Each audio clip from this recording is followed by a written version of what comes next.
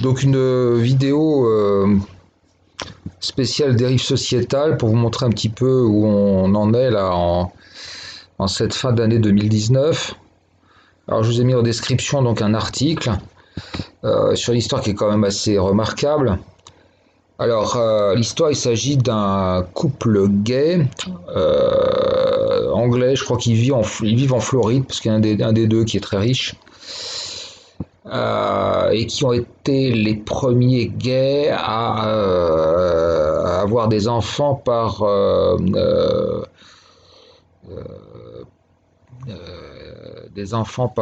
GPA, je crois. Donc ce couple, donc le plus âgé des deux, il a 50 ans, c'est lui qui a la fortune. Et donc au total, ils ont 5 enfants. 5 enfants. Et parmi ces 5 enfants, une fille de 19 ans. Alors que s'est-il passé Eh bien, le chef de famille, si je puis dire, il est tombé amoureux du petit ami de sa fille. Et ils ont donc noué une relation, avec comme conséquence d'abord divorce et remariage avec le petit ami de sa fille. Voilà, apparemment avec la bénédiction de tout le monde. Alors il faut noter que tout le monde vit sous le même toit, donc grâce à la fortune du chef de la tribu. Voilà, donc apparemment tout le monde vit heureux comme ça.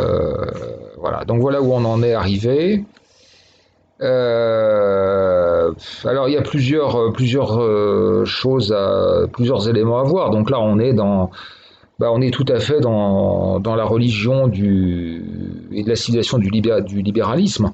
C'est-à-dire que chacun assume ses jouissances sans limite.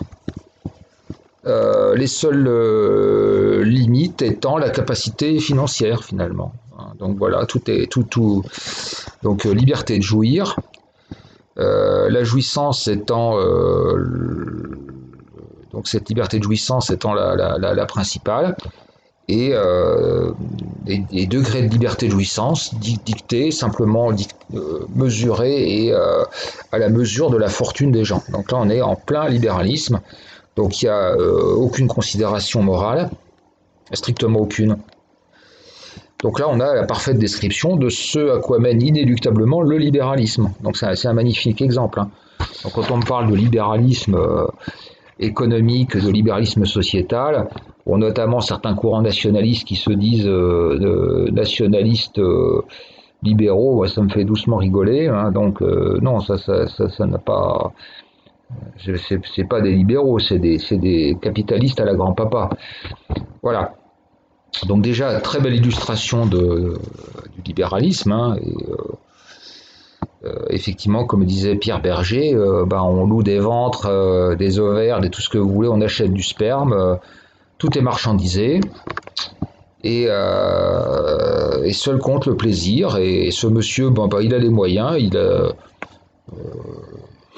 il assouvit ses plaisirs au fur et à mesure, de jour en jour. Hein. Dieu sait ce que dans 2 jours, 3 mois, 1 an, il souhaitera faire. Donc il n'y a pas de limite. Hein. C'est sa fortune qui lui permet de tout diriger. Alors le deuxième élément qui est intéressant à voir, c'est le phénomène de régression anthropologique, parce que là on est typiquement dans le système du clan primitif. Les clans primitifs, c'était des groupes d'êtres humains qui s'associaient, et tout était un peu mis en commun. Alors il y avait un élément dominant, hein, quelqu'un de dominant bien entendu. Et là le dominant, il est dominant de par sa fortune. Donc il a tous les pouvoirs, tous les droits, et c'est le chef du clan. Et c'est l'argent qui lui tient lieu de puissance, de pouvoir, etc. Et dans ces clans primitifs, il n'y a pas de morale, il n'y a pas de ceci, il n'y a pas de cela. Hein. tout est un peu, enfin c'est plus ou moins tout est plus ou moins mis en commun. Euh, donc, bah, on sait que par exemple dans certains clans esquimaux, bah, la nuit dans le noir, bah, les gens, voilà, ils font ce qu'ils ont à faire.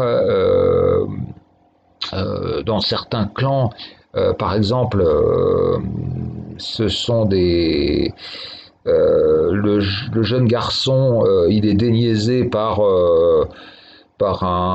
une femme du clan bien déterminée. Hein. Parfois, c'est la femme de son frère aîné. Vous voyez, des fois, les choses sont quand même très bien organisées.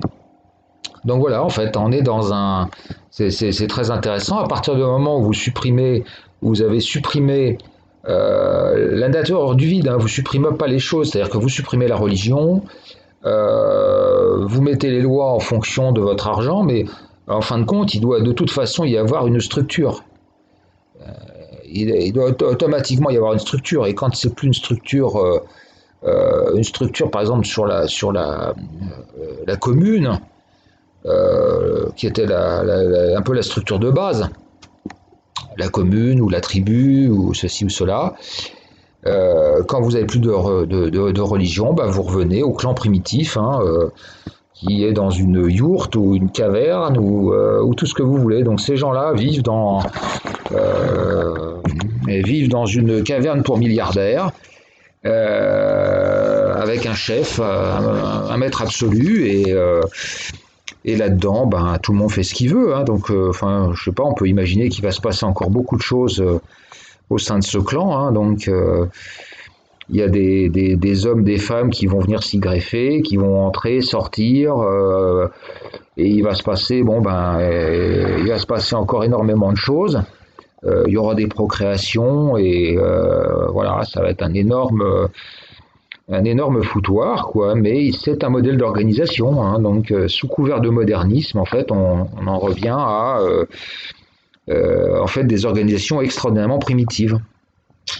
Dont on ne retrouve l'équivalent que vraiment dans certains clans perdus et encore maintenant ça n'existe plus. Là, je vous parle des Esquimaux, des Inuits, ou d'il y a un siècle ou deux. Hein. Et puis de tribus amazoniennes, quoi, des choses vraiment voilà, très très primitives. Donc voilà, ces gens avec beaucoup d'argent et avec une très belle maison, eh ben, on en revient à des choses vraiment très très régressives. Hein. Voilà, donc je vous laisse méditer. Enfin, c'était pour vous montrer un petit peu où on en arrivait.